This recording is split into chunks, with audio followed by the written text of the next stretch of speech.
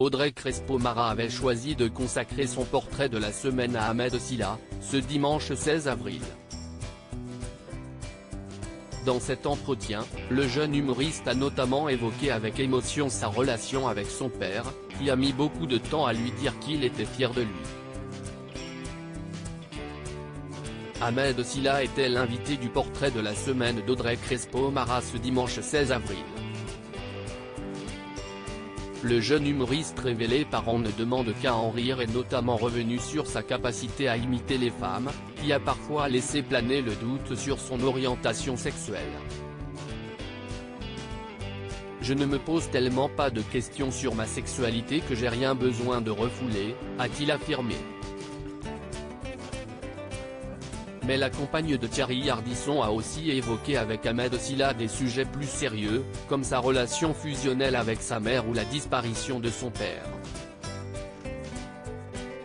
Il était très érudit, Ahmed Silla évoque avec fierté son père. Il me dit « Je suis fier de toi mon fils ».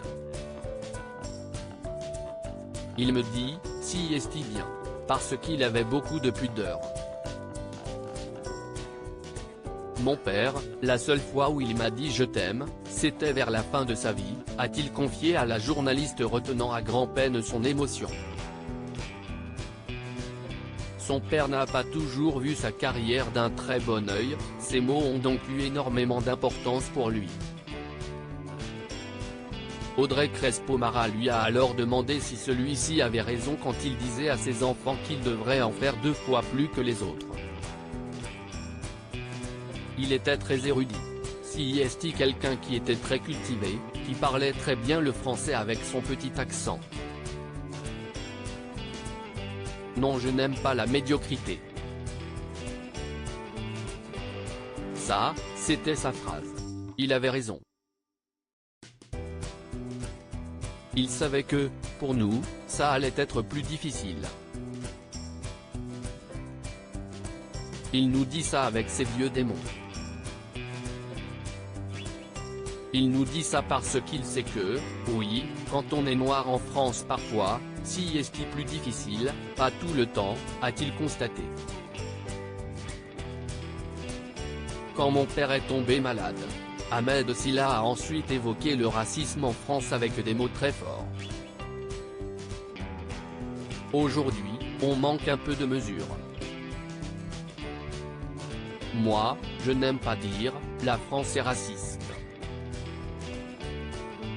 On vit ici et mine de rien, même si ça a été difficile pour nos parents, même si ça a été difficile pour moi, pour mes frères et sœurs, pour d'autres.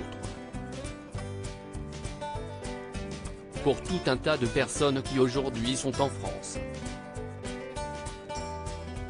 On a quand même eu cette chance d'être là, a-t-il souligné. Avant de revenir sur le parcours de ses propres parents. Ma mère, elle est arrivée en France. Elle n'a pas de diplôme. Elle a arrêté l'école en SPEL M2-bas. On lui a permis quand même à Nantes d'ouvrir 2 boutiques.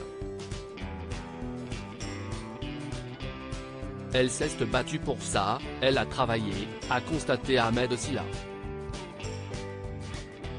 Et quand mon père est tombé malade et qu'il ne pouvait plus travailler, là il y a le secours populaire, qui venait à la maison pour nous ramener des courses, a-t-il ajouté. Avant de marteler à nouveau que la France n'était pas raciste. Je ne peux pas me permettre de dire, la France est raciste. Une partie l'est, mais la France, elle donne aussi sa chance. Ahmed Silla, ému, parle de ses échanges avec son père disparu, qui l'ont mené vers la réussite. @Audrey-Crespo #7à8pic. twitter.com/QWJH8GETIOUF 7à8 7à8, avril 16, 2023. À lire aussi. J'ai rien besoin de refouler, Ahmed Silla cache sur son orientation sexuelle face à Audrey Crespo-Mara dans 7à8.